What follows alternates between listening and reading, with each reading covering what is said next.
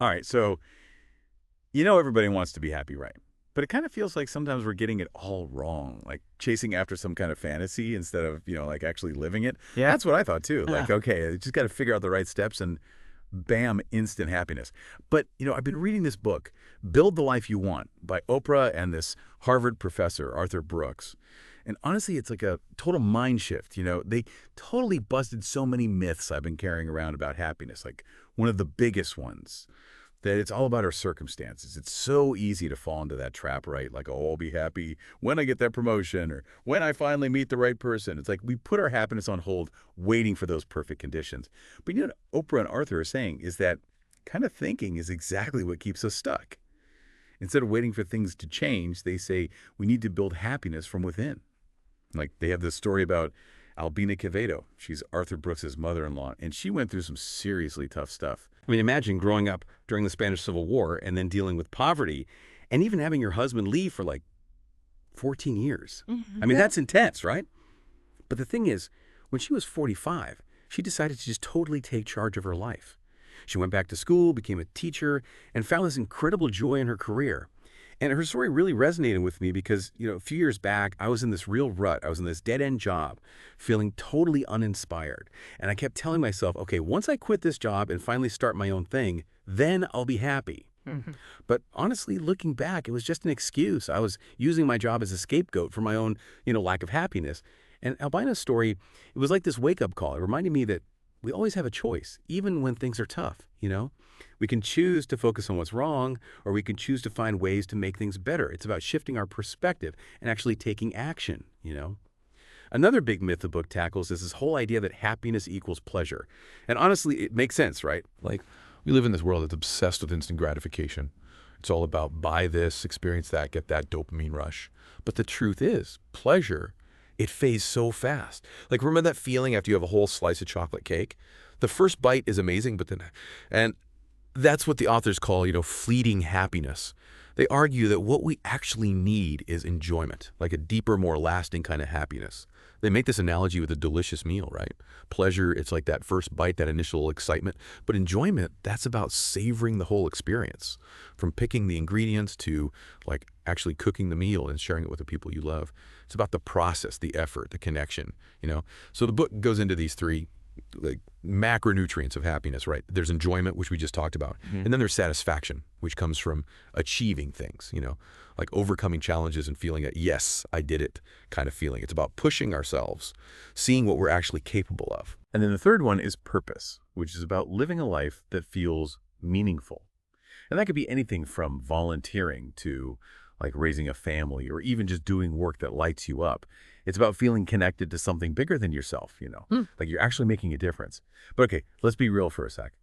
Life, it's not always sunshine and rainbows, right? We all have those moments where we feel anxious, sad, angry, all those not so fun feelings. And that's where this idea of metacognition comes in. It's this skill where you can observe your own thoughts and emotions without getting like totally swept away by them. Yeah. Kind of like being a scientist, but for your own mind, right? Yeah. You notice the feelings, but you don't let them run the show. So say you're super stressed about giving a presentation at work, right? Instead of letting the anxiety take over, you can pause, take a breath, and ask yourself, hold on, what exactly is making me feel this way? Is it public speaking? Is it the content itself? Mhm. And once you figure out where it's coming from, you can start tackling it. Like maybe you practice the presentation a bunch more to get comfortable. Or maybe you break it down into smaller chunks so it feels less overwhelming. And here's where it gets interesting. They talk about this idea of emotional caffeine, right? Like just how a cup of coffee can perk you up, certain positive emotions can actually help block those negative ones. It's like a mood booster. And some of these emotional caffeines are gratitude, humor, hope, and compassion. It's about consciously inviting those feelings in to shift our perspective. Like I remember this one time I was going through a breakup and I was just feeling so heartbroken. It felt like my world was falling apart. And then I remembered something from the book about the power of gratitude. So I started a gratitude journal, and just focused on everything I was thankful for. My health, my amazing friends, my family. And it wasn't like some magic solution, but it definitely helped. Shifting my focus to the positive helped me feel less overwhelmed by the sadness. It gave me some space to breathe and see things more clearly. So how do we actually get more of these emotional caffeines into our lives? The book talks about simple things like keeping a gratitude journal watching a funny movie, or even just spending quality time with people you love. It's about actively seeking out those things that lift us up and help us feel more connected to ourselves and the world around us. And honestly, even those small shifts can make such a big difference. So we've scratched the surface of happiness, right? What it is, what it isn't. But what about those real life situations that can totally mess with our happiness vibe? Like relationships, work, all that stuff. Will build the life you want. It goes deep into these areas. And honestly, some of the stuff they say is pretty surprising. Like when it comes to relationships, they're not all about finding someone who's, perfectly compatible. It's not about that whole you complete me thing. Instead, they talk about complementarity, which is kind of like it. The idea that our differences can actually make a relationship stronger. Think about it. Dating someone who's basically your clone. Same hobbies, same opinions, even the same weird quirks. I mean, it sounds kind of boring, right? I had this friend who was dating this guy, and they were so alike. It was almost freaky. Like indie music, vegan food. They even collected vintage postcards, both of them. And at first, they were convinced it was destiny, meant to be.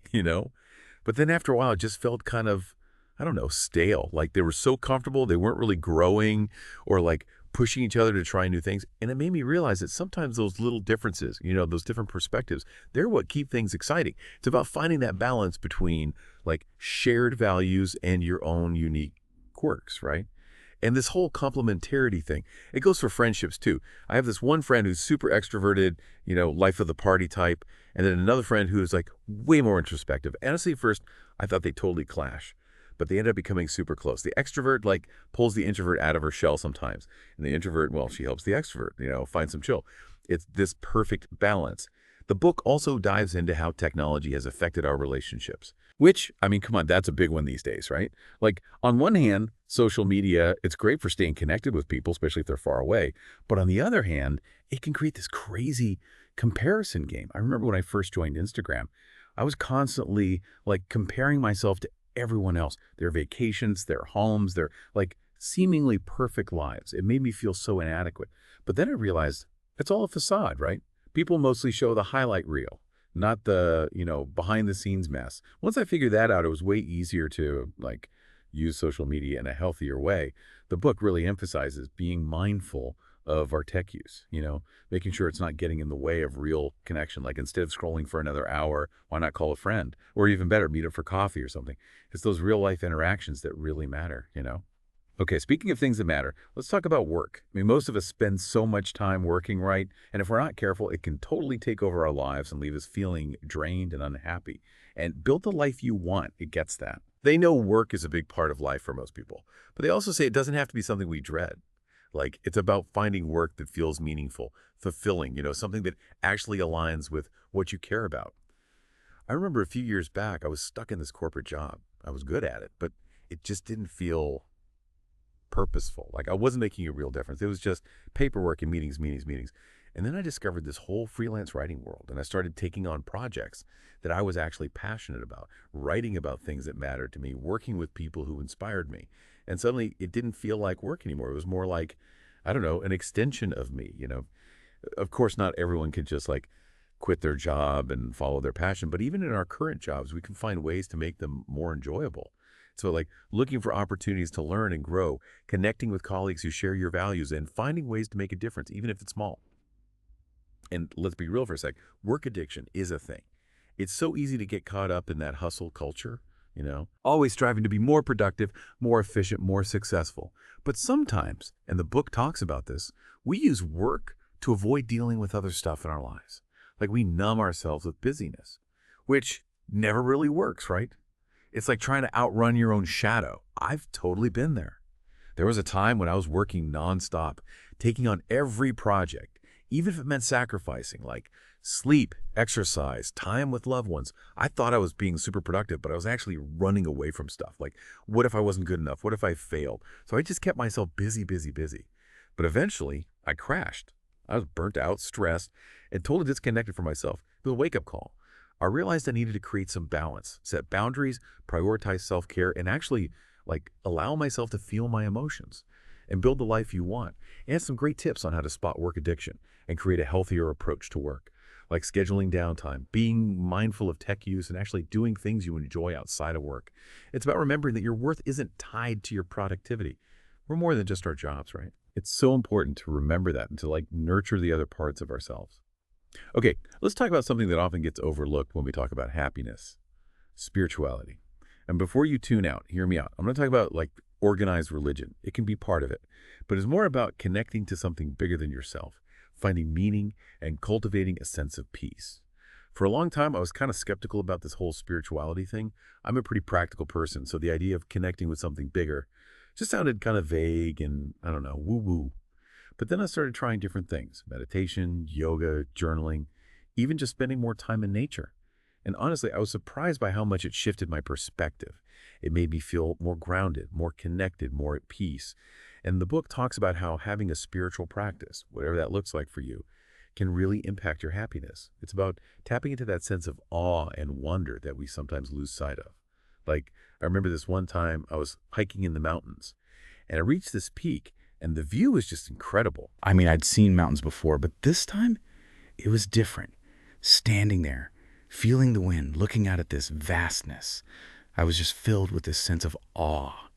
Like I felt so small, but also connected to something so much bigger, and it made me realize that those moments of transcendence, they're everywhere if we just pay attention. You know what I really appreciated about this book? It's not about those like quick fix solutions or cheesy affirmations. It's not promising you'll be instantly happy if you just follow these 10 steps or whatever. It's way deeper than that. It's like it recognizes that happiness, it's not just one thing. It's this whole intricate web of stuff, you know, our physical health, our mental state, relationships, our purpose, everything's like we got to see ourselves as this whole interconnected system, right? What we do in one area, it spills over into everything else. Like if we don't take care of our bodies, our mind's going to suffer too, you know? Yeah. Or if we're constantly stressed out from work, our relationships are going to feel it. It's all connected. Like I remember when I started making some of those changes they talk about in the book. Like prioritizing sleep, eating healthier, setting boundaries at work. And it wasn't just about feeling better physically. My mood was better. I had more energy for stuff I actually enjoyed. My relationships felt stronger. It was like this ripple effect. You know, everything started falling into place. And one of the things they really emphasize is the power of a positive mindset. Which, let's be real, it's easier said than done sometimes, right? Our brains are kind of wired to focus on the negative, like it's scanning for danger all the time, you know, fight or flight kind of thing. But the good news is we can actually like retrain our brains to be more positive. And one of the most powerful ways to do that, gratitude. I used to think gratitude was this cheesy, fluffy thing. But then I started actually practicing it, you know, and I was amazed by the difference it made. Like there was this one time I was super stressed out about work deadlines. I was totally spiraling, couldn't sleep, snapping at people, the whole 9 yards. And then I remembered this thing from the book about writing down 10 things you're grateful for every single day for a week. So I tried it. It was tough at first, you know. My mind was so fixated on all the stuff that was going wrong, it was hard to think of anything positive. But I kept at it. And slowly, I started noticing this shift. Instead of obsessing over what was going wrong, I was starting to appreciate the things that were actually good, like my health, my friends, you know, even just having a place to live and food to eat. And yeah, it didn't magically erase the stress, but it helped me feel more grounded, more balanced, like I could handle it, you know. And another powerful thing they talk about is connecting with something bigger than ourselves, whether that's through spirituality, religion, nature, being part of a community, whatever. It's about that feeling of belonging, of purpose. It makes a huge difference. It reminds us we're not alone in this crazy world, right? Like we're part of something bigger. Yeah. And that can be so comforting, especially when things are tough. Like I remember this time I was going through a really rough patch, feeling totally lost and unsure about like everything. And a friend suggested I try volunteering at this animal shelter. Honestly, at first I wasn't sure. I always loved animals, but I didn't know if I had the time or energy. But I decided to go for it. And it was honestly one of the best things I've ever done. Spending time with those animals, taking care of them, playing with them, it just gave me this sense of purpose and joy. And it made me realize, you know, I do have something to offer, even if it's just a small thing. It was like, it reconnected me to like my own humanity, you know? So we've covered a lot about happiness, right? But it all boils down to this. It's a choice. Happiness, it's not just something that happens to us. We had to create it through our thoughts, our actions, our choices. And look, I'm not saying it's easy. Life throws us curveballs all the time. We face challenges, we stumble, we fall. But even when things are tough, we can still choose happiness. We can choose to focus on the good, to find meaning in the struggle, to keep moving forward. So as we wrap up this deep dive into build the life you want, I want to leave you with this question. What's one small thing you can do today, right now, to boost your own happiness? Is it starting a gratitude journal? Calling a friend you haven't talked to in a while? Taking a walk in nature? Whatever it is, give it a try. You might be surprised by what happens. And if you want to dive deeper into this whole happiness thing, definitely check out Build the Life You Want by Oprah and Arthur Brooks. It's full of amazing insights and practical tips that can help you build a life that feels truly fulfilling. All right, that's it for this deep dive. Until next time, keep learning, keep growing, and keep choosing happiness.